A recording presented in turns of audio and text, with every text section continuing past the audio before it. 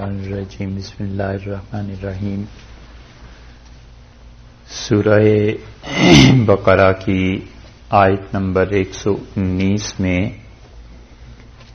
اللہ تعالی نے یہ بات ارشاد فرمائی کہ یسألونک، وہ آپ سے سوال کرتے ہیں، عن الخمر، خمر کے بارے میں، والمیسر، اور میسر کے بارے میں۔ تو دو باتوں کے متعلق ارشاد فرمایا کہ یہ لوگ آپ سے سوال کرتے ہیں خمر اور میسر کے بارے میں، اور خمر کہتے ہیں اس شراب کو، اس پینے کی نشہ آور چیز کو جو بنیادی طور پر تین چیزوں میں سے کسی ایک چیز سے بھی تیار کی جائے۔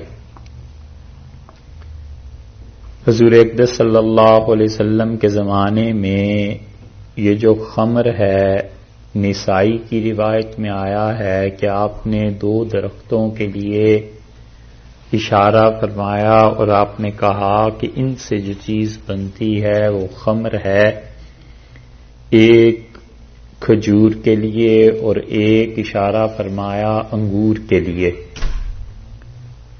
تو جو شراب بھی انگور سے بنے اس کے متعلق یہ کہتے تھے عرب کہ یہ خمر ہے، اور جو شراب بھی کھجور سے بنے وہ بھی خمر ہے۔ اور بعض دیگر روایات کی وجہ سے فقہا نے اور محدثین نے اس بات کو لکھا ہے کہ جو شراب بھی ایسا مشروب جو نشہ آور ہو اور کشمش سے بنے وہ بھی خمر ہے۔ اور کشمش اور کھجور سے جو چیزیں بنتی ہیں، بلکہ یوں کہیے کہ کھجور کی دونوں قسمیں، خواہ وہ کھجور جو ہے خشک ہو جائے، چھوارے جنہیں کہتے ہیں، اس کے ذریعے بنے، یا انگور یا کھجور تر ہو اس کے ذریعے بنے، ہر قسم کی ان چاروں چیزوں یا تین چیزوں سے بننے والی شراب سے کہا گیا ہے حرام۔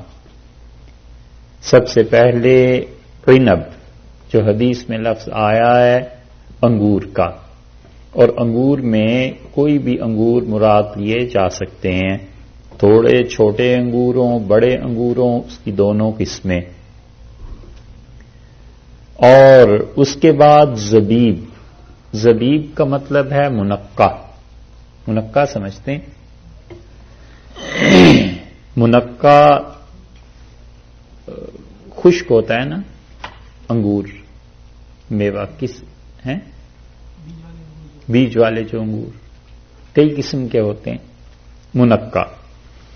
تیسری چیز جس سے شراب یا خمر بنتی ہے اس کے متعلق فرمایا کہ رطب، کھجور، یعنی ایسی جو تر ہو، اور تمر بھی کھجور کے معنی میں ہی، تو اسے تین قسم قرار دے لیں، چار قسم قرار دے لیں۔ خمر کا اطلاق چونکہ ان پر ہوتا ہے اس لیے یہ بتایا گیا کہ یہ چاروں یا تین قسم کی شرابیں یہ بالکل قطعاً حرام ہیں، نجس ہیں، اور ان کے علاوہ کسی چیز سے شراب جو بنے گی پینے کے لیے اس کی دو حیثیتیں ہیں۔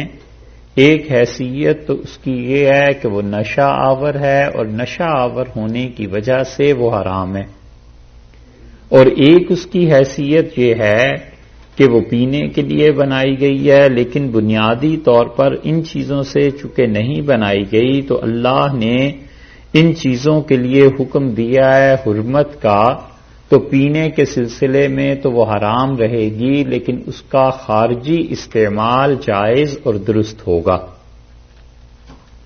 اس لیے وہ پاک مانی گئی ہے، پاک اسے کہا گیا ہے۔ اور اس میں فقہا کا بہت اختلاف اور مباحث رہی ہیں ایک تو چیز ہے کہ ہر وہ چیز جسے پینے کے لیے استعمال کیا جائے اور نشہ آور ہو اور اس پہ نشے کی تعریف آتی ہو صادق، تو وہ چیز پینا اس کا سب کے نزدیک ممنوع ہے، حرام ہے، کوئی اسے جائز نہیں کہتا۔ مسئلہ اس کے بعد شروع ہوتا ہے کہ خمر کا کیا حکم ہے، اور خمر کے علاوہ یہ کہ خمر بنتی کس چیز سے ہے۔ تو حنفی فقہا کہتے ہیں کہ رسول اللہ صلی اللہ علیہ وسلم نے اس چیز کے متعلق کہا ہے کہ یہ بنتی ہے ان چیزوں سے، اور امام بخاری رحمۃ اللہ علیہ کا اپنا مسلک یہ تھا کہ شراب، یہ جو خمر ہے، یہ شہد سے بھی بنتی ہے، اور وہ اسے درست بھی قرار دیتے تھے لیکن پینے کے معنی میں نہیں، بلکہ وہ اسے خارج میں استعمال کے لیے پاک سمجھتے تھے۔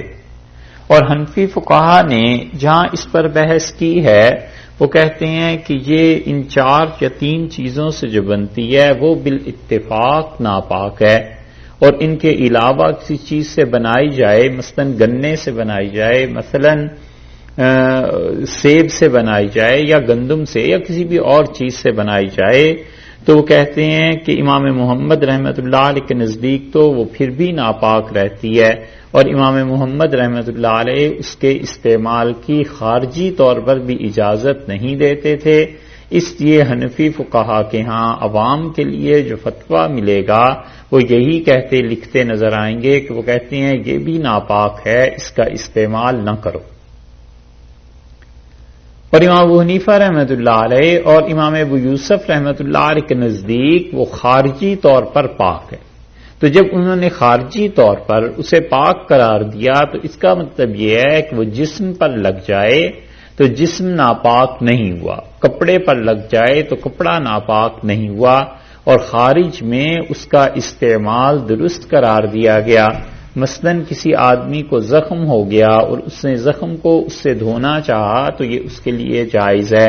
مفتی کفایت اللہ صاحب رحمۃ اللہ علیہ نے کفایت المفتی میں اس کی بڑی تفصیل لکھی ہے، اور حدیث میں بھی ایسی چیزیں آئی ہیں کہ حضرت خالد بن ولید رضی اللہ عنہ کو زخم ہو گیا لڑائی میں، تو انہوں نے شراب سے اسے دھلوایا تاکہ اس سے صحت حاصل کریں، خون بہنا رک جائے۔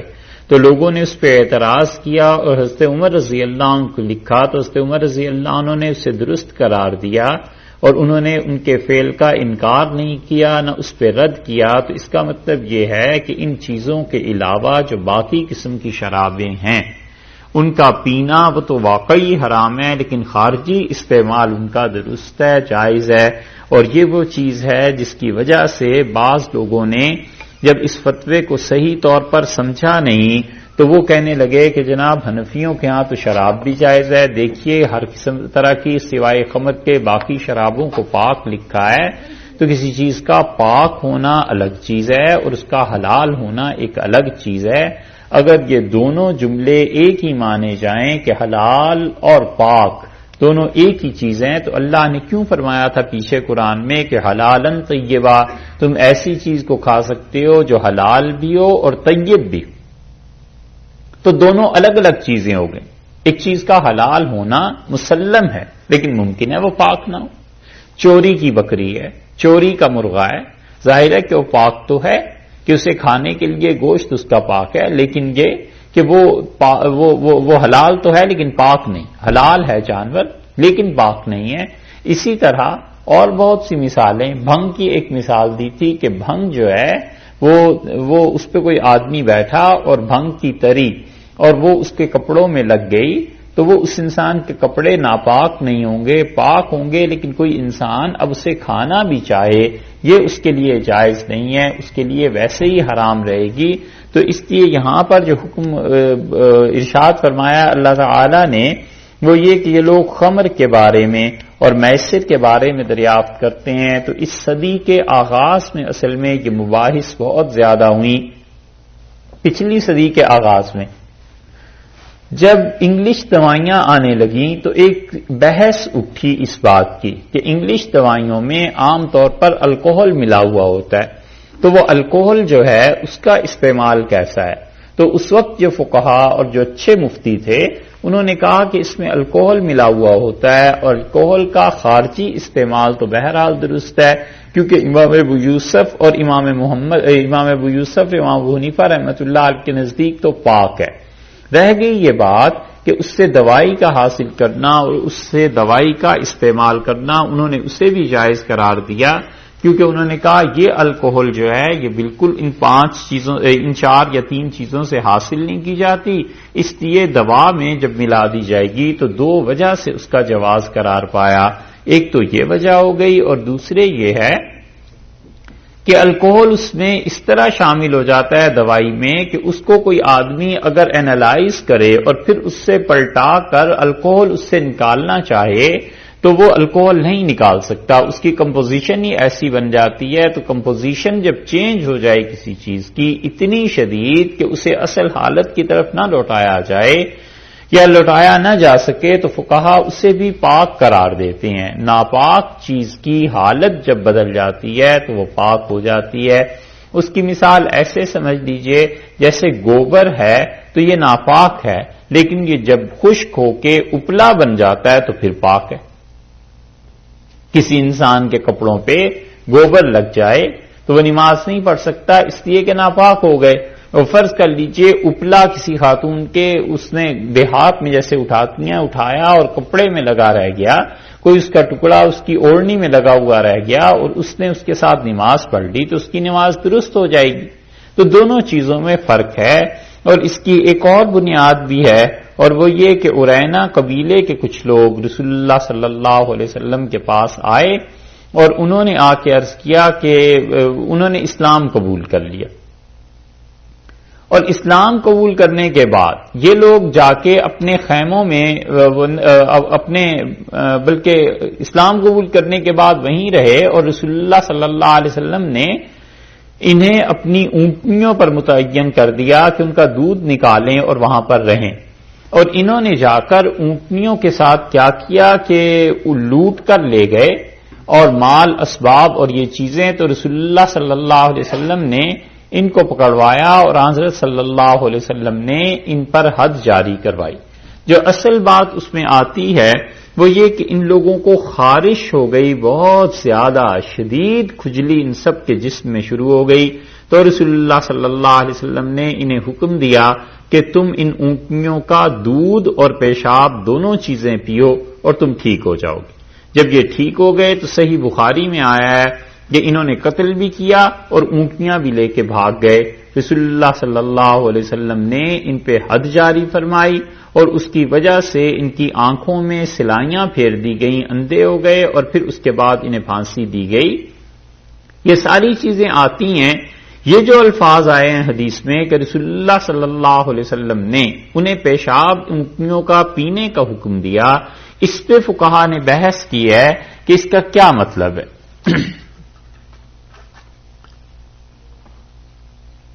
کچھ حضرات تو اس طرف گئے ہیں کہ وہ کہتے ہیں کہ اس سے اصولی ایک بحث انہوں نے چھیڑی ہے، اور اصولی بحث یہ کہ کیا حرام سے علاج ہو سکتا ہے یا نہیں ہو سکتا، حرام سے علاج ہو سکتا ہے یا نہیں ہو سکتا۔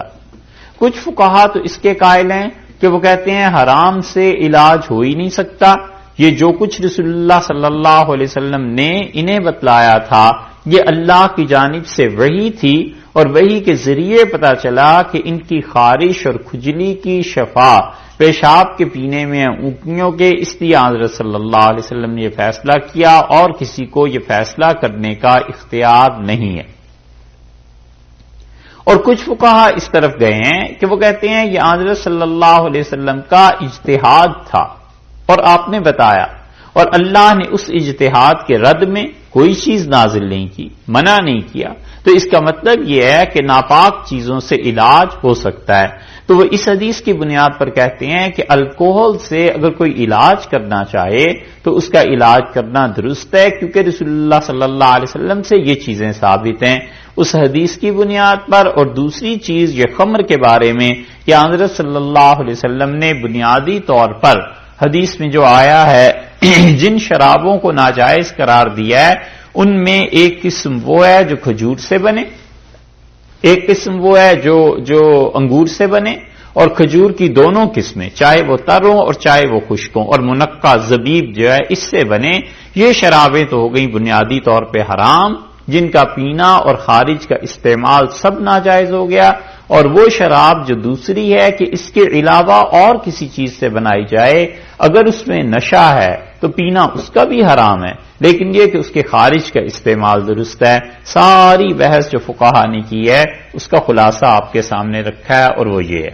تو ارشاد فرماتے ہیں کہ آپ سے پوچھتے ہیں خمر کے بارے میں اور میسر کے بارے میں کہ شراب، خمر کا کیا حکم ہے، شراب کو پینا چاہیے نہیں پینا چاہیے۔ یہ ایسا حکم تھا کہ تدریجاً آگے کی طرف بڑھا ہے، روزے کا حکم اوپر سے نیچے کی طرف آیا ہے، اور شراب کا حکم آہستہ آہستہ یہ حرام ہوئی ہے، کیونکہ اگر اسلام پہلے دن یہ کہہ دیتی وہی کہ شراب تم پر حرام ہے، بڑا مشکل تھا لوگوں کو چھوڑنا، ان کی گھٹی میں شراب پڑی۔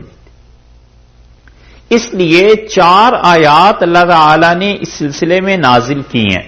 سب سے پہلی آیت تو 14ویں پارے میں سورہ نحل میں اللہ نے ارشاد فرمایا، وہ مقام دیکھیے، وہاں سے شراب کی طرف اشارہ یہ ملتا ہے کہ وہ چیز حرام ہے یا یہ کہ ناپاک ہے۔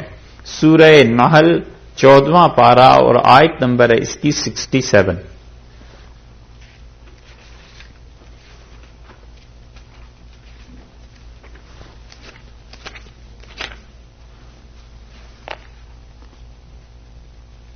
سورہ نحل 14واں پارہ اور 67 نمبر اس کی آیت ہے،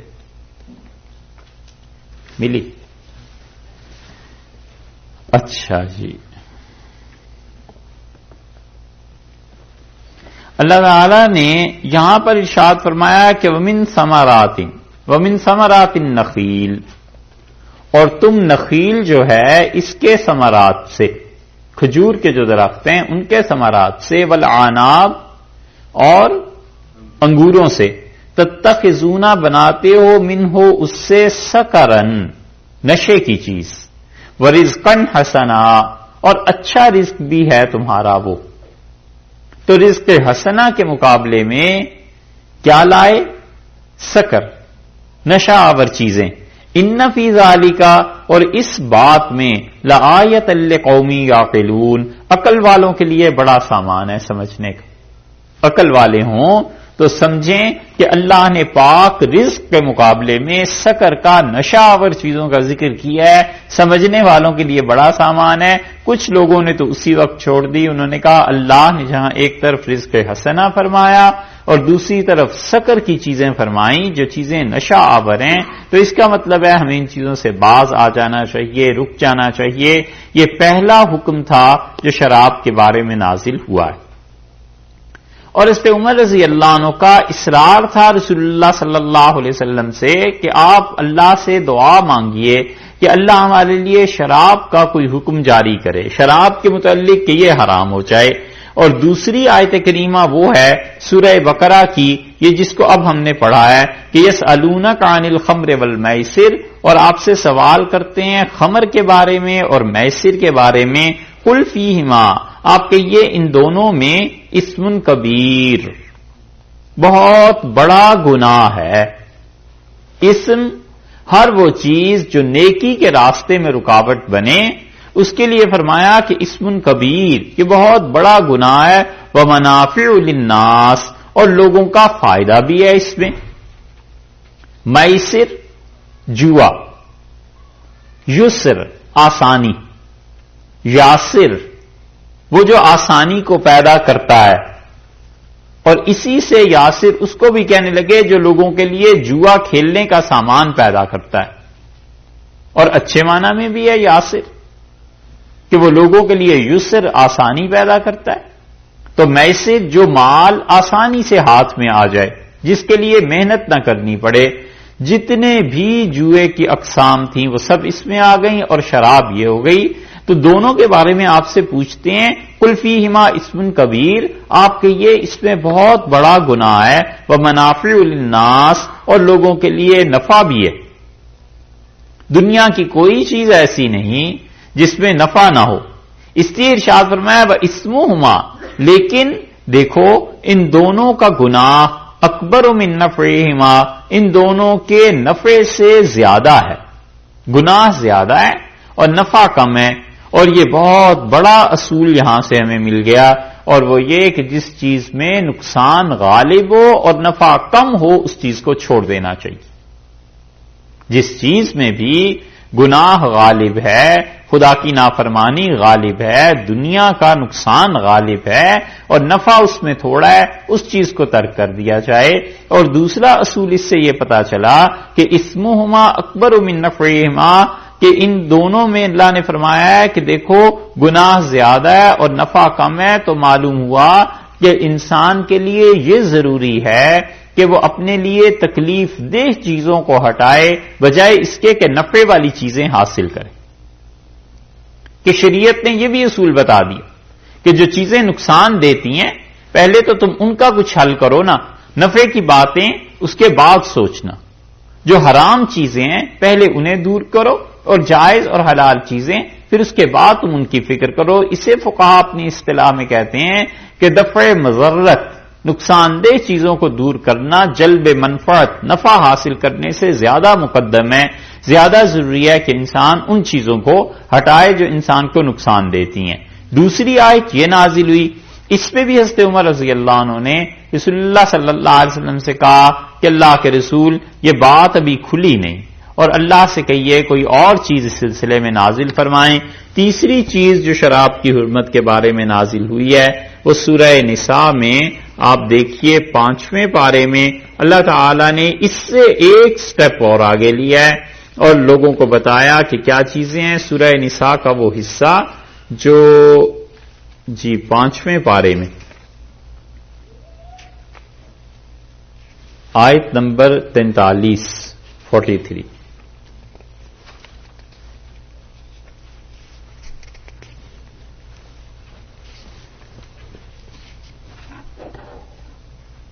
ملی.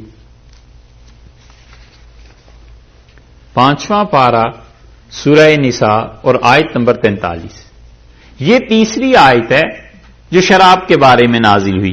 اللہ تعالی نے فرمایا یا ایھا الذین آمنوا، اے ایمان والو، لا تقربوا الصلاۃ، نماز کے قریب نہ پھٹکنا، نماز کے قریب نہ جانا، وانتم سکارا، جبکہ تم نشے کی حالت میں ہو، حتیٰ یہاں تک کہ وہ نشہ اتر جائے، تعلموا ما تقولون، اور تمہیں علم ہو جائے کہ تم کیا کہہ رہے ہو.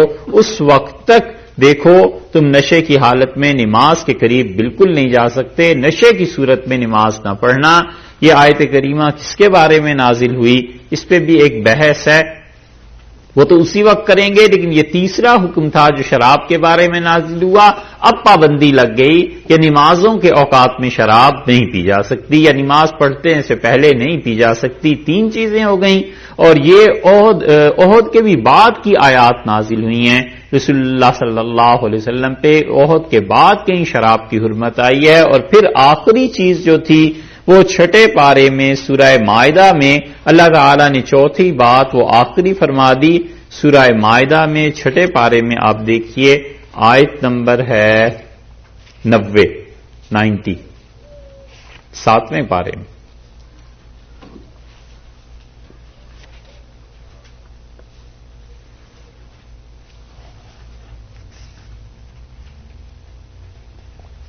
ملی 7ویں پارے میں یہ آخری حکم آ گیا اب شراب کے بارے میں. اللہ تعالیٰ نے فرمایا یا ایھا الذین آمنوا، اے ایمان والو، انما الخمر، بلا شک و شبہ خمر. دیکھا آپ نے ہر جگہ خمر کا ذکر آ گیا نا، پہلے پارے میں بھی، یہ دوسرے میں بھی خمر ہے، یہاں بھی خمر ہے. تو ارشاد فرمایا کہ انما الخمر، بلا شک و شبہ خمر شراب، والمیسر اور جوا، والانصاب، اور یہ جو تم حصے مقرر کرتے ہو، والازلام، اور یہ جو تیر پانسے ڈالتے ہو، لاٹریز جو آج کل کہلاتی ہیں، رجسن، یہ سب ناپاک ہیں، من عمل الشیطان، شیطان کا عمل ہے یہ، فاجتنبوہ، بچنا ان سارے کاموں سے، لعلکم تفلحون، تاکہ تم فلاح پا جاؤ.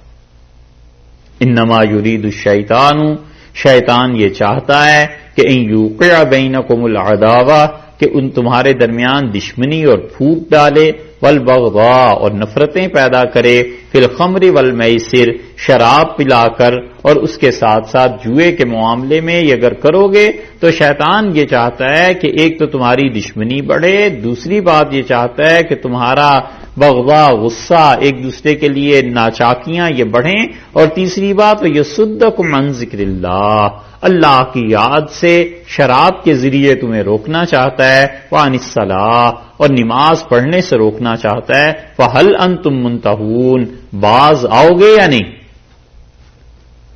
فہل انتم منتہون باز آنے والے ہو یا نہیں؟ جیسے ڈراتے ہیں نا، یہ ہے اس کا مفہوم، فہل انتم منتہون رکو گے یا نہیں؟ یہ جب آیت نازل ہوئی ہے تو بڑے بڑے لوگ جو شراب پیتے تھے انہوں نے کہا انتہینا ربنا، پروردگار بس باز آ گئے، اللہ رک گئے، آئندہ ایسی حرکت نہیں ہوگی۔ حضرت عمر رضی اللہ عنہ رسول اللہ صلی اللہ علیہ وسلم سے جو مسلسل اصرار کر رہے تھے، انہوں نے بار بار عرض کیا اور دعا مانگتے رہے۔ وہ خود کہتے تھے کہ میں اللہ سے دعا مانگتا تھا کہ اللہم بین لنا بیانا شافیا، اللہ واضح طور پر کوئی حکم اس شراب کا آ جائے، کیونکہ میں اسے زمانہ جاہلیت میں بھی سمجھتا تھا کہ یہ آدمی کے شرف، اخلاق اور اس کے مقام اور مرتبے کے منافی ہے کہ وہ نشہ کر لے۔ ایک جگہ انہوں نے فرمایا کہ جیسے کتا گلی میں پڑا ہوا ہوتا ہے ایسے ہی پی کے وہ بھی بے ہوش ہو جاتا ہے، اور اس میں اور اس جانور میں فرق کیا رہا؟ تو مجھے اس سے شدید نفرت تھی، اس لیے میں نے رسول اللہ صلی اللہ علیہ وسلم سے عرض کیا کہ آپ اللہ سے دعا کیجئے کہ بیانن شافیا، اللہ کوئی ایسا بیان دے دے شراب کے بارے میں کوئی حکم جو بالکل واضح ہو۔ اللہ نے یہ حکم نازل کر دیا۔ یہ 4 چیزیں تھیں شراب کے بارے میں، اسی لیے رسول اللہ صلی اللہ علیہ وسلم نے اس کے بعد جب حکم نازل ہوا ہے تو لوگوں کو بتایا کہ شراب نہ صرف یہ کہ حرام ہے، بلکہ جن برتنوں میں تم پیتے ہو ان برتنوں کو بھی گھروں سے نکال کے پھینک دو۔ اور حضرت انس رضی اللہ عنہ فرماتے تھے کہ میں اس وقت کسی کو شراب پلا رہا تھا اور اندازہ تھا کہ یہ حکم اب آئے گا رسول اللہ صلی اللہ علیہ وسلم پر، اب وہی کسی بھی دن آ سکتی ہے کہ یہ چیزیں، اور وہ کہتے ہیں کہ جس کے منہ میں تھی نا شراب، جب منادی آیا اور ڈھنڈورا پٹا کہ لوگوں خمر کو اللہ نے حرام قرار دیا ہے، تو جس کے منہ میں شراب تھی اس نے بھی پھینک دی اور انہوں نے کہا اللہ نے منع کر دیا ہے، اب نہیں پی سکتے۔ اور وہ کہتے ہیں اتنی شراب بہائی گئی مدینہ منورہ میں اس دن کہ میں نے مدینہ منورہ کی گلیوں میں کبھی اتنی شراب نہیں دیکھی تھی۔ ایسے ہو گیا جیسے سیلاب ایک طرح کا آ جاتا ہے، ہر گھر میں سے برتن اٹھا کر توڑ کر نکال دیے گئے، پھینک دیے گئے اور شراب پھینک دی گئی۔ اور رسول اللہ صلی اللہ علیہ وسلم نے ایک عرصے کے بعد ان برتنوں کے استعمال کی اجازت دی ہے، کیونکہ مارکیٹ میں تو برتن آتے تھے، غیر مسلم بھی پیتے تھے، صرف مسلمان ہی تو نہیں تھے۔ تو اللہ نے فرمایا کہ انہیں کہیے کہ ان دونوں میں گناہ ہے بہت بڑا، وہ منافع للناس اور لوگوں کے لیے نفع بھی ہے، فائدہ بھی ہے۔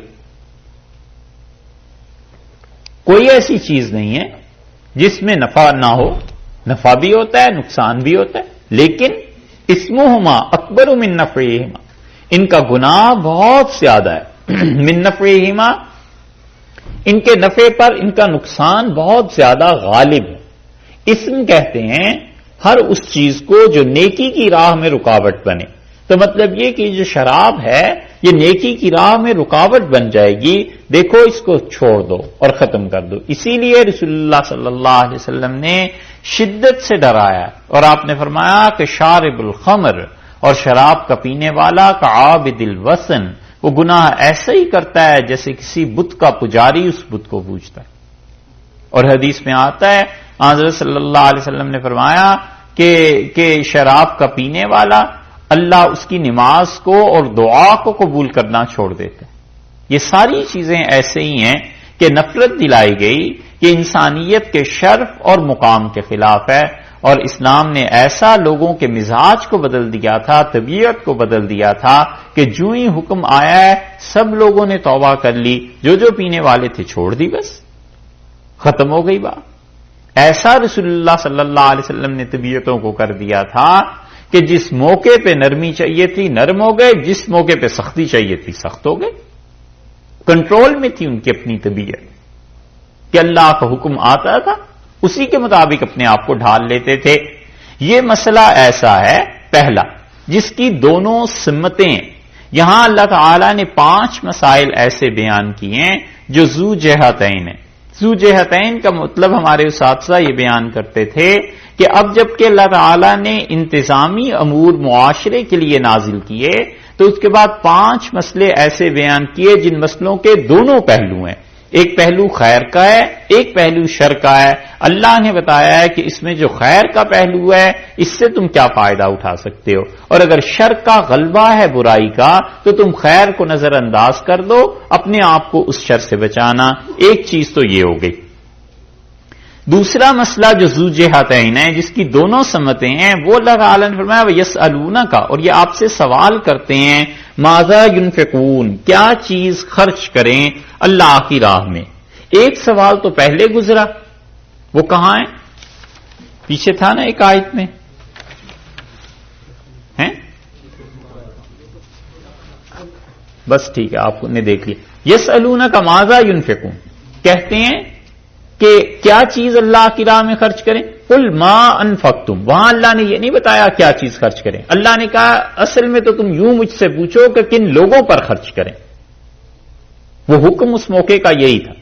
اس لیے ارشاد ہوا کہ ما انفقتم، جو بھی چیز تم خرچ کرو وہ اپنے والدین، رشتہ داروں اور فلاں کے لیے خرچ کرو. یہ بات ارشاد فرمائی تھی.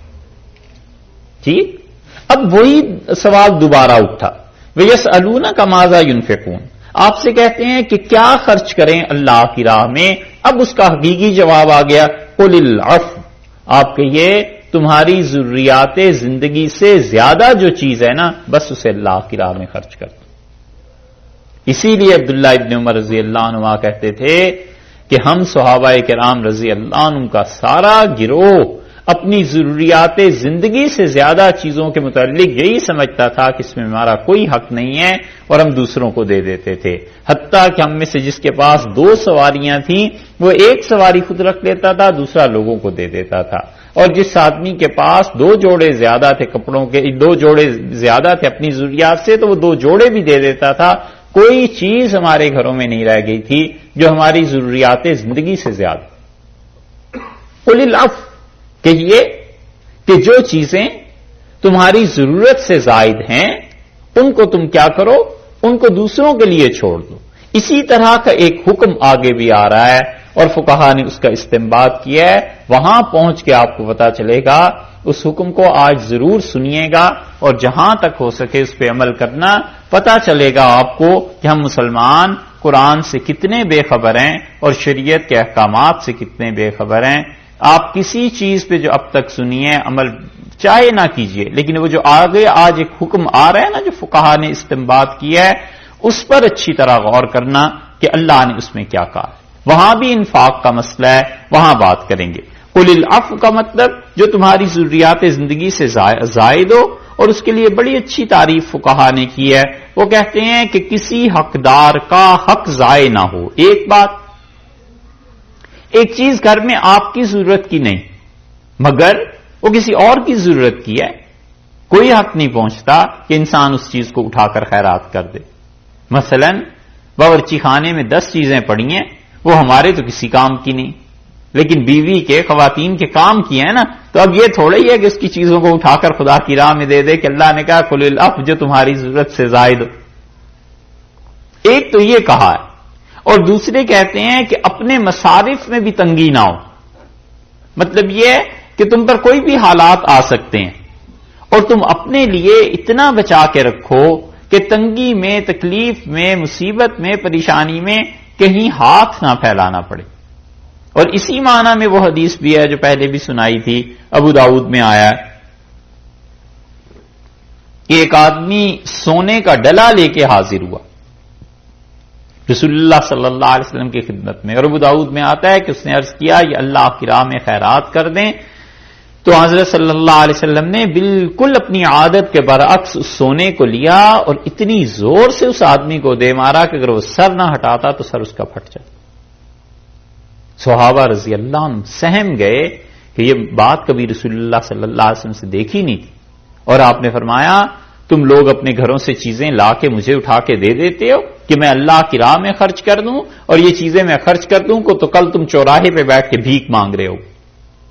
منع فرما دیا کہ جہاں تک اپنی ضروریات ہیں ان پہ بھی تنگی نہ ہو، اور دوسری چیز جو دوسروں کی ضروریات اس گھر میں ہیں ان کے استعمال کی جو چیزیں ہیں وہ بھی نہ ہو۔ بس ان دو چیزوں کے بعد جو چیز بچ جاتی ہے، حکم یہی ہے کہ قل العفو، آپ نے فرمایا اسے کیا کر دو، تم اللہ کی راہ میں دے دو۔ اسی طرح کا ایک حکم آگے آئے گا، وہ آپ سے عرض کرتے ہیں کذالک یبین اللہ، اللہ اسی طرح واضح کرتا ہے، کھول دیتا ہے، لکم تمہارے لیے الآیات، اپنے احکامات کو خدا اسی طرح واضح طور پر بیان کرتا چلا جاتا ہے۔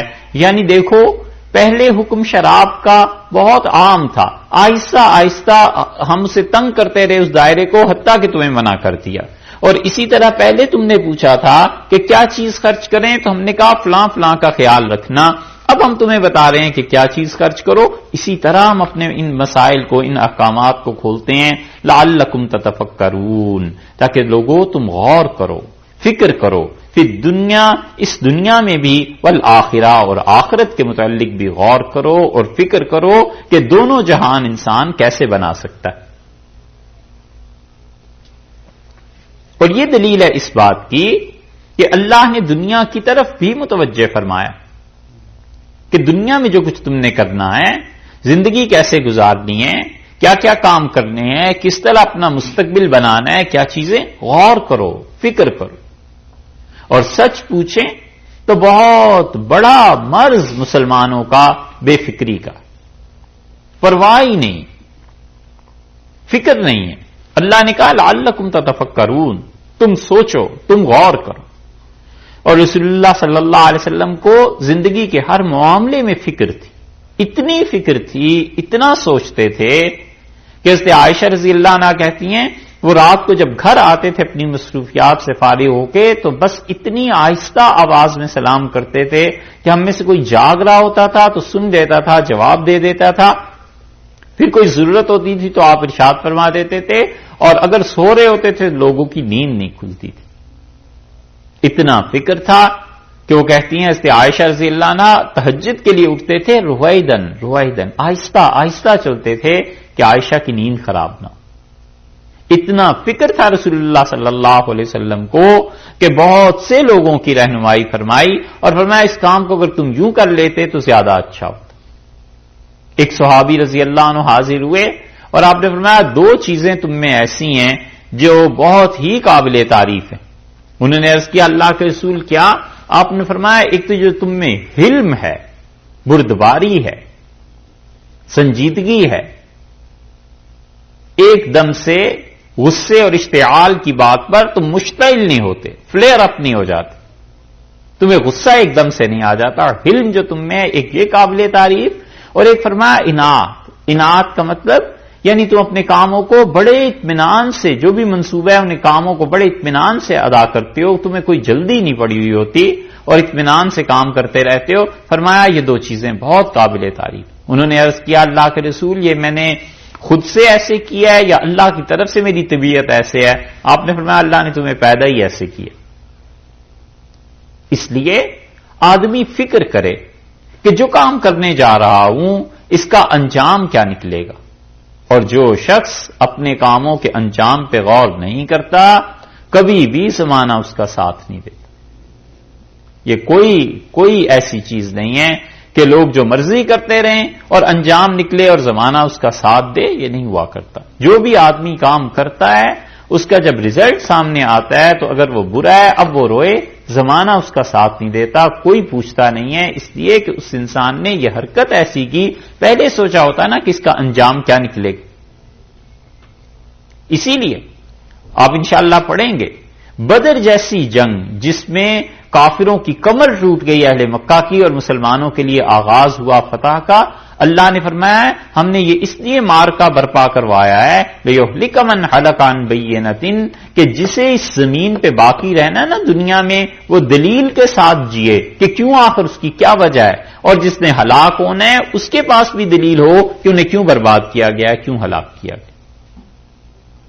کوئی چیز بغیر دلیل کے، بغیر انجام کے نہیں ہیں، منطقی انجام نکلتے ہیں۔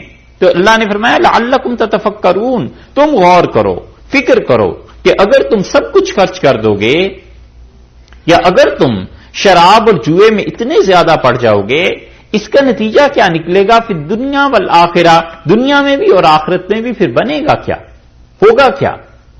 آخرت کی تباہی ہو گئی اور دنیا کی بھی تباہی ہو گئی، اس لیے کہ کب تک پیے گا؟ جب پیسے نہیں رہیں گے تو پھر کیا ہوگا؟ پھر مانگنے پہ چلا جائے گا، پھر اور جو مضرتیں ہیں اس کی۔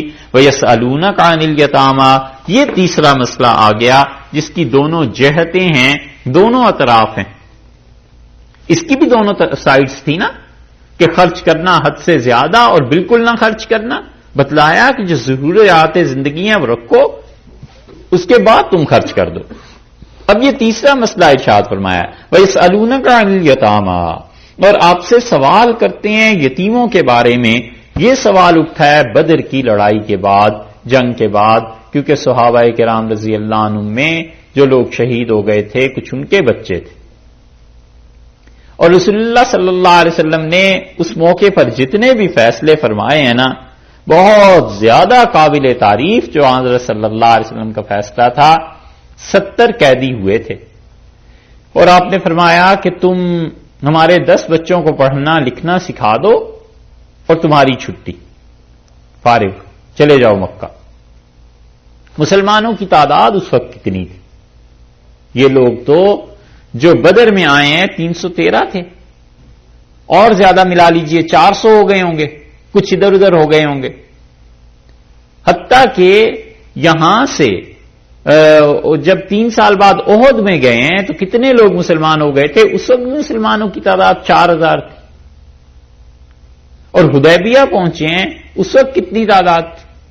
یہ ساری چیزیں دیکھنے کے بعد آپ دیکھیے رسول اللہ صلی اللہ علیہ وسلم تم ہمارے 10 بچوں کو ایک آدمی لکھنا پڑھنا سکھا دے، تو ان 400 حضرات کی جو فیملیز تھیں ہر ایک کے بچے تھے، اور رسول اللہ صلی اللہ علیہ وسلم نہیں جانتے تھے کہ آج ہمارے خون کے پیاسے ہیں اور کل سے ہمارے ہی بچوں کو پڑھانا شروع کر دیں گے، اور کسی نے بچوں کو مار دیا تو کیا ہوگا؟ یہ سارا رسک لینے کے باوجود آپ نے اپنے بچوں کو حوالے کیا کہ انہیں تعلیم دو، انہیں پڑھاؤ۔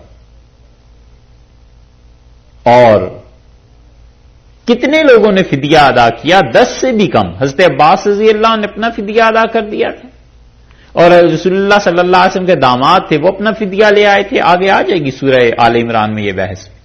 اور چند ایک 10 سے بھی کم لوگ تھے جنہوں نے فدیہ ادا کیا، بعض نے تو 5 سے بھی کم گنے، اور باقی جو 60-65 تھے انہوں نے بچوں کو پڑھانا شروع کیا۔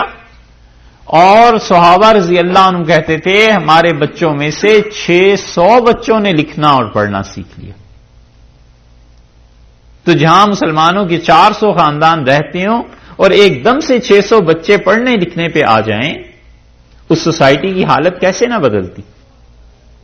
اسی لیے وہاں پر یہ مسئلہ اٹھا کہ یتیموں کا جو مال ہے اب ہم اس کا کیا کریں؟ اپنے پاس ان بچوں کو رکھتے ہیں، ان کا مال ہم خرچ کرتے ہیں، ان کے کھانے کے لیے کچھ روٹی کوئی چیز پکاتے ہیں، نہیں کھاتا بچہ، وہ اس کا مال ہے، بچ جاتا ہے، خراب ہو جاتا ہے۔ زیادہ پکا دیں، ہم اس میں سے کھا لیں، ہوگا کیا؟ ان کے تقوی اور دیانت داری کی بات تھی۔ اللہ تعالی نے یہاں پر پھر ارشاد فرمایا کہ وَيَسْأَلُونَكَ عَنِ الْيَتَامَىٰ، اور یہ پوچھتے ہیں آپ سے یتیم بچوں کے بارے میں۔ قُلْ، آپ انہیں جواب دیجئے، آپ انہیں ارشاد فرمائیے کہ اصلاح لہم، ان بچوں کی صلاح کرنا، ان بچوں کو ٹھیک رکھنا، ان بچوں کا دھیان رکھنا خیر، بہت اچھی چیز ہے۔ ان یتیم بچوں کا اصلاح کا خیال کرو، ان یتیم بچوں کی پرورش کا بندوبست کرو۔ اسی لیے رسول اللہ صلی اللہ علیہ وسلم نے فرمایا مسلمانوں کا سب سے اچھا گھر وہ ہے جہاں کسی یتیم بچے کی پرورش کی جاتی ہے، اور حدیث میں آتا ہے رسول اللہ صلی اللہ علیہ وسلم یتیموں کی پرورش کے لیے لوگوں کو آمادہ کرتے تھے کہ لوگ جائیں اور یتیم بچوں کو پالیں۔ تو فرمایا ہے کہ خیر کی بات ہے، وَإِن تُخَالِطُوهُمْ، اور اگر تم ان کے مال کو اپنے مال کے ساتھ ملا لو فَإِخْوَانُكُمْ، وہ تمہارے ہی بھائی ہیں، کوئی حرج نہیں، ان کے مال کو اپنے مال سے ملا لو، اور جو بھی کھانا پینا ہے مشترک اس کو کر لو، یہ تمہارے بھائی ہیں۔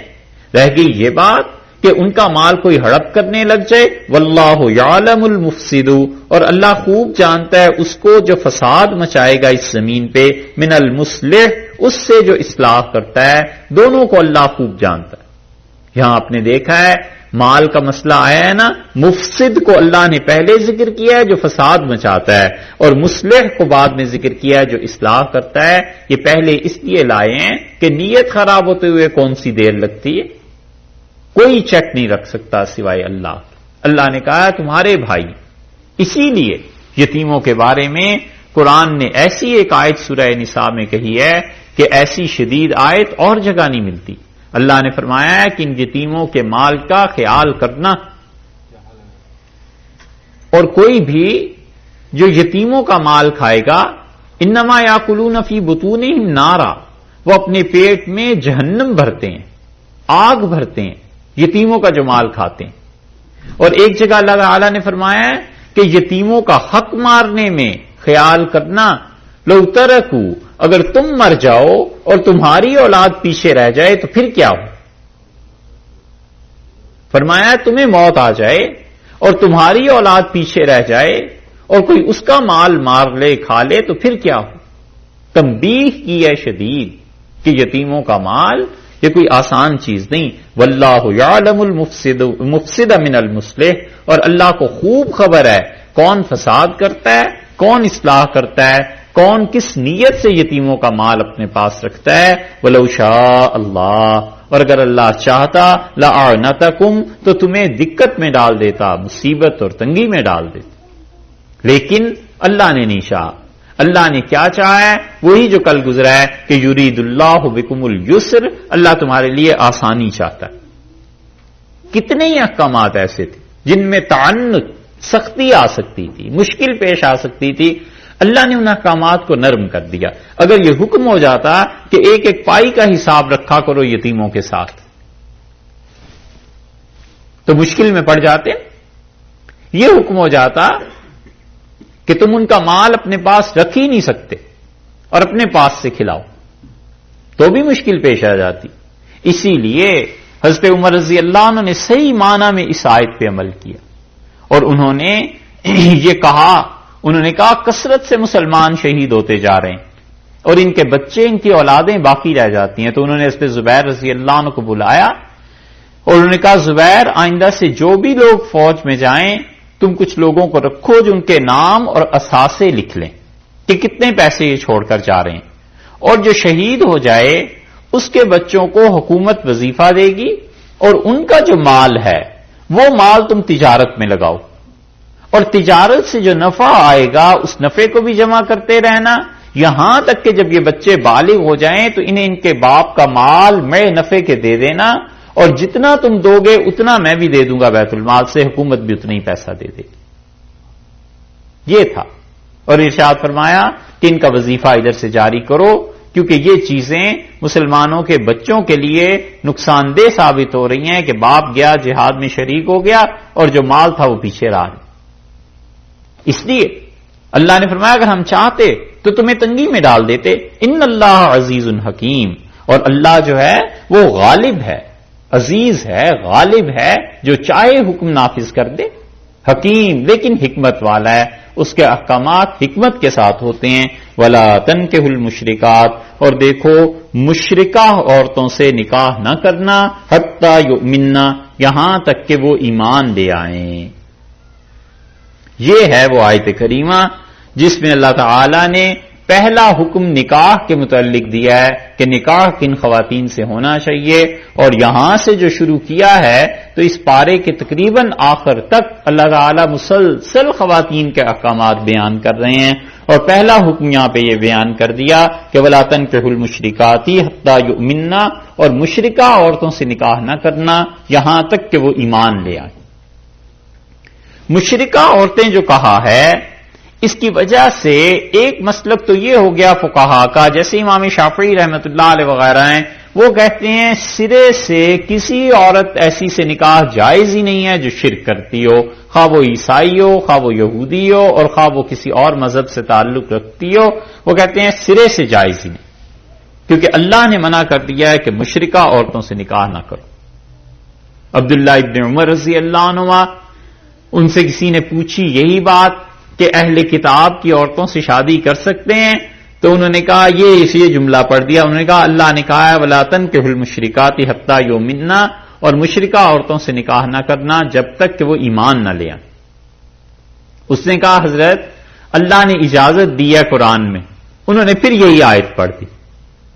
اس نے کہا آپ کے والد حضرت عمر رضی اللہ عنہ نے منع نہیں کیا لوگوں کو اور اہل کتاب سے نکاح کی اجازت دی تھی، تو انہوں نے کہا میں قرآن پڑھتا ہوں تمہارے سامنے، تم میرے والد کا ذکر کرتے.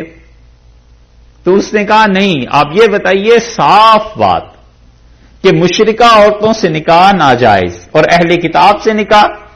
ابن عمر رضی اللہ عنہ چپ رہے، بس نہیں بولے. کہنے لگے بس مجھے اتنا پتا ہے کہ شرک کرنے والی عورتوں سے نکاح جائز نہیں. اور عبداللہ ابن عمر رضی اللہ عنہ اور یہ لوگ قرآن پاک کے بارے میں ہر چیز میں بڑے محتاط تھے، ایک لفظ کہنا بغیر دلیل کے گناہ سمجھتے تھے. تو ان حضرات نے سرے سے اس نکاح کو یہ حرام قرار دیا ہے، وہ منعقد ہی نہیں ہوتا، جائز ہی نہیں. حنفی فقہا کے ہاں جب یہ مسئلہ آیا تو انہوں نے پھر اس پہ غور کیا کہ انہوں نے کہا سورہ مائدہ میں اللہ تعالی نے ان عورتوں سے نکاح کی اجازت دی ہے جو اہل کتاب ہے، کیونکہ دونوں میں فرق ہے. مشرک سرے سے قیامت کے قائل نہیں اور اہل کتاب بہرحال قیامت کے قائل ہیں.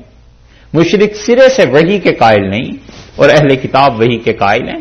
مشرک فرشتوں کے قائل نہیں، اہل کتاب فرشتوں کے قائل ہیں. اور بہت سے فرق جو ان میں پائے جاتے ہیں. اس وجہ سے انہوں نے کہا کہ یہ بھی وجہ ہے اور یہ بھی وجہ ہے کہ سورہ مائدہ چونکہ آخر پر نازل ہوئی ہے، اس لیے سورہ مائدہ کی آیات پر عمل کیا جائے گا اور ہم ان کے شرک کو اس شرک سے کم درجے کا تصور کریں گے. اس لیے اہل کتاب کی خواتین سے نکاح جائز. لیکن یہ جواز اتنا مطلق نہیں ہے جتنا اب لوگوں نے سمجھ لیا. اگر واقعی کوئی خاتون اہل کتاب میں سے ہوں اور اس کا عقیدہ اہل کتاب ہی کا ہو، چاہے وہ شرک کرتی ہو اور حضرت عیسیٰ علیہ الصلوۃ والسلام کے متعلق شرکیہ یا عقائد کیوں نہ رکھتی ہو، لیکن ہو اہل کتاب میں سے، عقیدے کا پوچھیں اور وہ کہہ دے کہ میں خدا کو ہی نہیں مانتی اور وہ کہتی کہ مذہب کوئی مسئلہ ہی نہیں ہے، میرے نزدیک ہر ایک کا پرائیویٹ اپنا معاملہ ہے، ہم لوگ اس چیز کو نہیں مانتے، تو وہ اہل کتاب نہیں قرار پائے گی، وہ کافرہ ہوگی، اس سے بھی نکاح جائز نہیں ہوگا. وہ اہل کتاب ہو، تقدیر کو بھی مانتی ہو، اس حد تک تب جا کر اس سے نکاح جائز ہے، اور وہ بھی کوئی پسندیدہ چیز تھوڑا ہی ہے. حضرت ابو عبیدہ رضی اللہ عنہ نے شام کی فتح پہ حضرت عمر رضی اللہ عنہ کو خط لکھا تھا کہ امیر المومنین یہاں پہ فوج میں مسلمان فوجیوں نے اہل کتاب کی خواتین سے نکاح شروع کر دی ہیں، تو آپ اس بارے میں بتائیں کہ پالیسی اسٹیٹ کی کیا ہے، ملک کی. تو حضرت عمر رضی اللہ عنہ نے کہا کہ اللہ نے اجازت دی ہے، میں اس اجازت کو منع نہیں کرتا لیکن میں پسند بھی نہیں کرتا، اور تم ان لوگوں کو روکو کہ فوج میں جو رہتے ہیں ہمارے ہاں یہ نکاح نہیں کریں گے، کیونکہ مجھے ڈر یہ ہے کہ انہوں نے ان کا سفید رنگ دیکھ لیا ہے اور ان کے حسن کو دیکھ لیا ہے، کیونکہ وہ بغیر حجاب کے مارکیٹ میں بازاروں میں آتی ہیں، اور اگر اس نکاح کو میں نے اجازت دے دی کہ لوگ آسانی سے کر لیں تو وہ لڑکیاں جو مدینہ منورہ میں اور اسی طرح پورے مسلمانوں کی حکومت میں اپنے گھروں میں بیٹھی ہیں، حجاب کی پابند ہیں، ان کے رشتوں کا کیا بنے گا. اس لیے انہوں نے اس چیز کو پسند نہیں کیا. اور حنفی فقہا میں سے بھی بہت سے حضرات کہتے ہیں کہ کراہت کے ساتھ ناجائز ہے، کراہت کے ساتھ جائز ہے، ناپسندیدہ چیز سمجھتے ہوئے جائز، کہ اللہ کا حکم ہے اس کو تو روک نہیں سکتے، لیکن یہ کہ کوئی پسندیدہ چیز نہیں، کوئی اچھی چیز نہیں ہے یہ. تو اتنا عمومی طور پہ اسے سمجھ لینا کہ غیر مسلم خواتین کے لیے جو اہل کتاب میں سے ہوں اور چاہے اسے سرے سے ایمان ہی نہ ہو، بس لیبل لگ گیا عیسائی کا یا یہودی کا تو وہ جائز، ایسے نہیں، اس سے اس کا عقیدہ دریافت کر لینا چاہیے، پھر اس کے بعد کی بات. اس لیے اللہ نے فرمایا وَلَا تَنكِحُوا الْمُشْرِكَاتِ، اور مشرکہ عورتوں سے نکاح نہ کرنا، حتیٰ یؤمنّا، یہاں تک کہ وہ ایمان لے آئیں، وَالْأَمَةُ مُؤْمِنَةٌ، اور مومنہ باندی لونڈی، نوکرانی، اس کی تفصیل کہ مسلمان کیوں انہیں باندیاں بناتے رہے اور مسلمان کیوں غلام انہیں بناتے رہے، یہ تو آ جائے گی 5ویں پارے میں انشاءاللہ. یہاں اس کو اسی طرح سمجھ لیجئے. والامۃ مؤمنۃ، اور مومنہ عورت جو باندی ہے، لونڈی ہے، کسی کے گھر میں نوکرانی ہے، خیرن، لوگوں وہ اچھی ہے نکاح کے لیے، من مشرکۃ، ایک مشرکہ آزاد عورت سے، ولو اعجبتکم، چاہے وہ مشرکہ عورت تمہیں کتنی اچھی کیوں نہ لگے، اس سے وہ باندی تک بہتر ہے. یہ جو لام ہے نا والامۃ مومنۃ، تو لام کا مطلب اردو میں جب زور اور تاکید پیدا کرنی ہو کسی بات میں تو اس کا ترجمہ کرتے ہیں نا تک. آپ تک سے تو یہ ہو نہیں سکا، یوں ہی کہتے ہیں نا کہ یہاں تک نوبت پہنچ گئی. یہ تک کا مطلب مبالغے کے لیے استعمال ہوتا ہے نا. اللہ نے فرمایا والامۃ مومنۃ، اور مومنہ باندی اور لونڈی، خیر من مشرکہ، مشرکہ عورت سے جو آزاد ہے، جس کو کوئی پوچھنے والا نہیں، جو بالکل آزادی سے فیصلے کر سکتی ہے، اللہ نے کہا وہ تک اس سے بہتر ہے. وَلَوْ أَعْجَبَتْكُمْ، اگرچہ تمہیں وہ کیسی اچھی لگے، کیسی خوبصورت لگے، تمہارا جی کیسے ہی چاہے نکاح کرنے کو، لیکن یاد رکھو وہ تک اس سے بہتر. یہ ہے حال. اللہ نے کیا کہا ہے، آدمی ذرا سوچے اس بات کو. عبداللہ ابن مسعود رضی اللہ عنہ سے کسی نے کہا کہ ابن مسعود آپ کی بیوی نماز نہیں پڑھتی. تو ابن مسعود رضی اللہ عنہ نے کہا کہ اگر میری بیوی نماز نہ پڑھتی ہوتی تو اور میرا اختیار چلتا، اور اگر وہ نماز نہ پڑھتی ہوتی تو مجھے بالوں کی ایک لٹ مل جاتی تو میں مارکیٹ میں جا کے بیوی کو دے کے وہ لے لیتا، بیچ دیتا اسے. مجھے اتنی نفرت ہے اس سے جو نماز نہ پڑھے. وہ یہ کہتے تھے. یہ اس لیے سنا رہے ہیں کہ شادی، بیاہ، ازدواجی تعلقات اللہ نے ایسے ہی نہیں چھوڑ دیا. اللہ تعالی نے پورے انسٹرکشنز دیے تاکہ مسلمان اپنی زندگیاں بنائیں. ایسے تھوڑے یہ کوئی فری سوسائٹی ہو گئی جو مرضی کرتے رہو اور اللہ کا نام دے لو. اللہ نے کہا ہے مشرکہ عورت ولو اعجبت، تمہیں کتنی اچھی کیوں نہ لگے، اس سے وہ باندی تک بہتر ہے، اس سے نکاح کر لینا، اس سے نکاح نہیں. اس ولا تنکحوا المشرکین، اور مشرکین کے نکاح میں نہ دینا، یعنی اپنی بیٹیوں کا، اپنی بہنوں کا، جن کے بھی تم ولی ہو، جن کے تم وارث ہو، جو تمہارے اختیار میں ہیں اور جو تم پہ ڈیپینڈ کرتی ہیں، ان خواتین کو ولا تنکحوا المشرکین، مشرکوں کے نکاح میں نہ دینا، حتی یؤمنوا، جب تک کہ وہ لوگ ایمان نہ لے آئیں. جب تک کہ کافر مسلمان نہیں ہو جاتا اس کے نکاح میں اپنی بچیوں کو بالکل نہیں دینا. والعبد مؤمن، اور مومن غلام، خیر من مشرکن، اس مشرک سے اچھا ہے. ولو اعجبکم، اگرچہ یہ مشرک تمہیں کتنا ہی اچھا کیوں نہ لگے، دولت، مال، آزادی، خوبصورتی، کسی بھی وجہ سے تمہیں کتنا ہی اچھا کیوں نہ لگتا ہو، اس سے تو غلام تک بہتر ہے، اس سے نکاح کر دو، اس سے نکاح نہیں کرنا. اور تنکحوا المشرکین میں ضمنی طور پر یہ بھی نکل آیا کہ اللہ کو یہ بات زیادہ اچھی لگتی ہے کہ خواتین کا نکاح ان کے ولی کریں.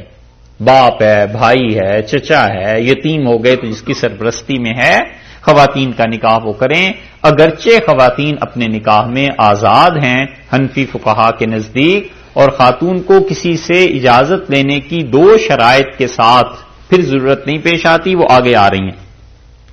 لیکن ان احکامات سے پہلے یہاں پر جو فرمایا ہے کہ ولا تنکحوا المشرکین، اور مشرکوں سے، اب مشرکوں کے نکاح میں اپنی بچیوں کو مت دینا، حتی یؤمنوا، یہاں تک کہ ایمان لائیں. اس کا مطلب ہے پسندیدہ بات یہی ہے کہ باپ بھائی جو بڑے ہیں وہ رشتے کو طے کریں، وہ نکاح کریں، لیکن فرض اور واجب نہیں. اگر کوئی لڑکی اپنی آزادی سے شادی کرنا چاہے، اجازت اس کی بھی ہے 2 شرائط کے ساتھ جو آگے آ رہی. والعبد مؤمن خیر من مشرکن، اور دیکھو مومن غلام وہ مشرک سے اچھا ہے. ولو اعجبکم، اگرچہ تمہیں کتنا ہی وہ اچھا لگے مشرک، کبھی بھی اپنی بہنوں اپنی بیٹیوں کو اس کے نکاح میں نہ دینا. اولئک، اور وجہ یہ ہے کہ یہ مشرک یدعون الی النار، تمہیں جہنم کی دعوت دیتے ہیں. واللہ یدعو، اور اللہ تمہیں بلاتا ہے الی الجنت، جنت کی طرف، والمغفرت باذنہ، اور اپنے ارادے سے خدا بلاتا ہے کہ تمہیں معاف کرے گا، مغفرت کر دے گا۔ تو اس نکاح پہ آخرت کی ساری زندگی موقوف ہے۔ اگر تم مشرکہ عورت کو گھر میں لے آؤ گے یا اپنی بہنوں بیٹیوں کو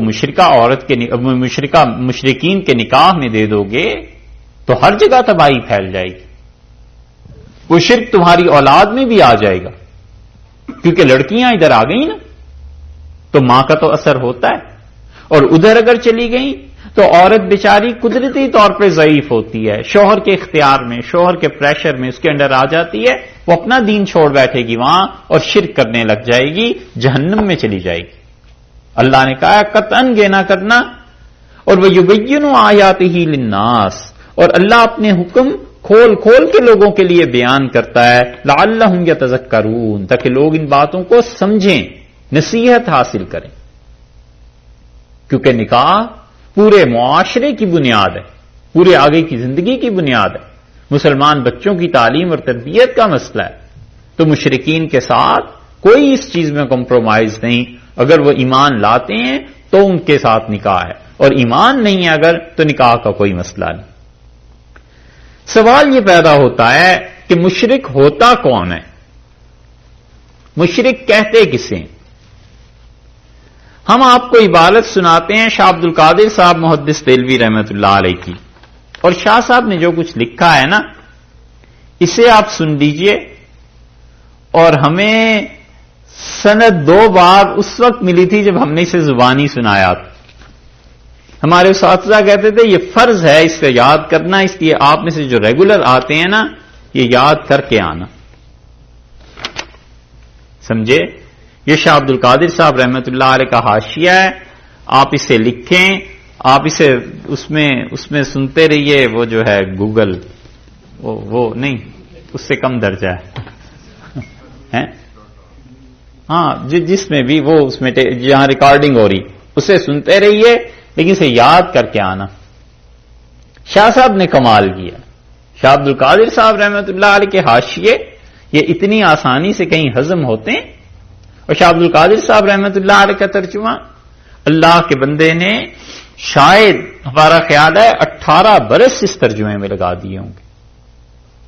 17-18 سال کے تھے جوان جب انہوں نے اس ترجمے کو شروع کیا ہے، اور وہ بھی خواب دیکھا، یا اس کے بعد 20 سال کے ہو گئے ہوں گے، شادی بھی جلدی ہو گئی، ایک بچی تھی بس، تو خواب میں دیکھا کہ جبریل امین کے پاس قرآن لے کے آئے، تو بھائی کے پاس گئے شاہ عبد العزیز صاحب رحمۃ اللہ علیہ کے پاس، اور ان سے پوچھا کہ یہ خواب دیکھا ہے؟ انہوں نے کہا بھائی وہی تو ختم ہو گئی، اور لگتا ہے اللہ تعالیٰ آپ سے کوئی کام لے گا ایسا جو ہمیشہ جاری رہے گا قرآن کے معاملے میں۔ اور کچھ عرصے کے بعد شاہ صاحب کی طبیعت ساری اٹھ گئی سارے کاموں سے، اور انہوں نے کہا بھائی اگر آپ میرے لیے 2 وقت کے کھانے کا اور سال میں 2 جوڑے کپڑے کر دیں تو میں قرآن کا کام کروں۔ ایسے آدمی تھے جن کے جوتوں پہ ساری دنیا قربان کی جا سکتی تھی، مگر شاہ صاحب کے خاندان میں جو سختیاں دیکھی ہیں، ایک سختی ایک مصیبت کسی پہ آ جائے تو دین کو بھول جائے۔ دہلی میں ایسی نہیں تھا، حضرت کہتے تھے کہ جب فتویٰ ہوا اس بات کا کہ انگریزوں کے خلاف جہاد ضروری ہے، تو انگریزوں نے شاہ عبد العزیز صاحب رحمۃ اللہ علیہ کا اس فتوے کو واپس لو، ان کا فتویٰ تو واپس نہیں لیتے، تو اس بڑھاپے میں ان بھائیوں کو انہوں نے نکال دیا، اور ان کا سزا یہ دی، ریزیڈنٹ مجسٹریٹ تھا RM، اس نے سزا یہ دی کہ پیدل جائیں یہاں سے شاہدرہ تک۔ اور فخر الدین نظامی رحمۃ اللہ علیہ تھے اس زمانے کے اولیاء کرام میں سے، اور ان کے کچھ انگریزوں سے تعلق ایسا تھا کہ ان کے حضرت کی مجلس میں آتے تھے، وہ زمانے کے حالات کو سمجھ گئے تھے، وہ بولتے ہی نہیں تھے ان چیزوں میں زیادہ، انہوں نے سفارش کر کے کچھ بندوبست کرا دیا، وگرنہ تو یہ ان کی جان کے در پہ تھے۔ شاہ عبد القادر صاحب رحمۃ اللہ علیہ نے حاشیہ لکھا اور ترجمہ کیا، کوئی بیٹھ کے اکبری مسجد میں 15 برس شاید بیٹھے ہوں گے، 17 برس بیٹھے ہوں گے، اور 40 سال کی عمر سے پہلے انہوں نے ترجمہ کر لیا، اور اس ترجمے پہ پھر شاہ صاحب نے حواشی لکھے ہیں، اور ساری زندگی ان حاشیہ ترجمہ اس کے کرتے ہی رہے اور حدیث پڑھاتے رہے. اور کرامتیں شاہ عبد القادر صاحب رحمۃ اللہ علیہ سے ایسے سرزد ہوتی تھیں، ان کے معاصرین نے لکھا ہے جیسے خزاں میں پتے جھڑتے تھے، ایسے ان سے کرامتیں سرزد ہوتی تھیں. اور مولانا فضل حق کہتے تھے ان کے شاگرد کہ فلسفہ ہم حضرت سے پڑھتے تھے، شاہ عبد القادر صاحب رحمۃ اللہ علیہ سے. اور بارہا ایسے ہوا کہ حضرت اس مسجد کے جھروکے میں بیٹھ کے کبھی کبھی ترجمہ کر رہے ہوتے تھے تو گلی سے لوگ گزرتے تھے، سلام کرتے تھے. حضرت کے بہت عزت ادب تھا. تو ہم دیکھتے تھے کبھی حضرت دائیں ہاتھ سے جواب دیتے ہیں، کبھی بایاں ہاتھ اٹھاتے ہیں. تو یہ اتنی مرتبہ دیکھا کہ ہم نے سوچا یہ آخر وجہ کیا ہے، بائیں ہاتھ سے حضرت کیوں جواب دیتے ہیں. تو تحقیق کرنے پہ معلوم ہوا کہ سلام کرنے والا اگر مسلمان ہوتا تھا تو اسے دائیں ہاتھ سے جواب دے دیتے، اگر شیعہ ہوتا تھا تو بائیں ہاتھ اٹھا دیتے تھے. کہتے تھے ایسی چیز تھی حضرت میں کہ کوئی آدمی سامنے جاتا تھا، بیٹھتا تھا اور اندازہ انہیں ہو جاتا تھا کہ یہ آدمی کافر ہے، مسلمان ہے، چکر کیا ہے اس کا. بہت قصے حضرت کے متعلق، کچھ چیزیں ہیں، بہت چیزیں بھی کہہ سکتے ہیں آپ انہیں. بہرحال حضرت نے اس پہ حاشیہ لکھا ہے شرک کا، اور یہ جو شرک ہے نا، حضرت اس پہ فرماتے ہیں، یہ ذرا سنیے. فرماتے ہیں پہلے مسلمان اور کافر میں نسبت ناتا جاری تھا. یہ ہمیں اب بھی یاد ہے. پہلے مسلمان اور کافر میں نسبت ناتا جاری تھا، اس آیت سے حرام ٹھہرا. یعنی یہ جو آیت اللہ تعالی نے نازل کی ہے سورہ بقرہ کی 221 نمبر آیت، اس آیت سے یہ رشتے حرام ٹھہرے. اگر مرد یا عورت نے نکاح کیا اس کا نکاح ٹوٹ گیا. اگر مرد یا عورت نے شرک کیا تو اس کا نکاح ٹوٹ گیا. ٹھیک ہے، یہ بھی سمجھ میں آتا ہے. شرک یہ کہ اللہ کی صفت کسی اور میں جانے. شرک کی تعریف حضرت نے کی ہے. شرک یہ کہ اللہ کی صفت کسی اور میں جانے کہ اس کو ہر بات معلوم ہے. آ گئی نا علم کی بات، وہی جو الہ میں پڑی تھی. شرک یہ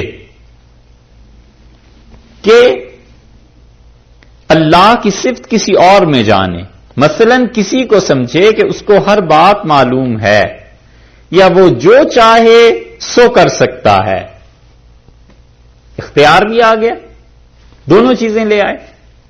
یا ہمارا بھلا یا برا کرنا اس کے اختیار میں ہے، وہ چاہے ہمارا بھلا کرے چاہے برا کرے، سب اختیار اس کے پاس. اور آخری جملہ کس غضب کا ہے، اور یہ کہ اللہ کی تعظیم کسی اور پر خرچ کرے، مثلا کسی چیز کو سجدہ کرے اور اس سے حاجت طلب کرے، اس کو مختار جان کر. سمجھے؟ سجدہ کرے.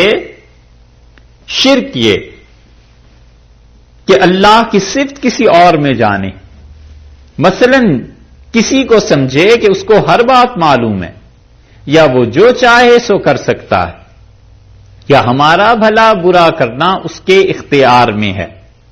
اور یہ کہ اللہ کی تعظیم کسی اور پر خرچ کرے، یعنی جو تعظیم اللہ کے لیے چاہیے تھی، مال اللہ کے لیے خرچ کرنا تھا، سجدہ اللہ کو کرنا تھا، نماز اللہ کی پڑھنی تھی، حج اللہ کے گھر کا کرنا تھا. حضرت فرماتے ہیں کسی چیز کو سجدہ کرے اور اس سے حاجت طلب کرے، اس سے کچھ مانگے، اس کو مختار جان کر، اس کے متعلق یہ عقیدہ ہو کہ سارا اختیار ہے ان کے پاس، جیسا چاہیں سو کر سکتے ہیں، میرے سارے حالات انہیں پتہ ہیں.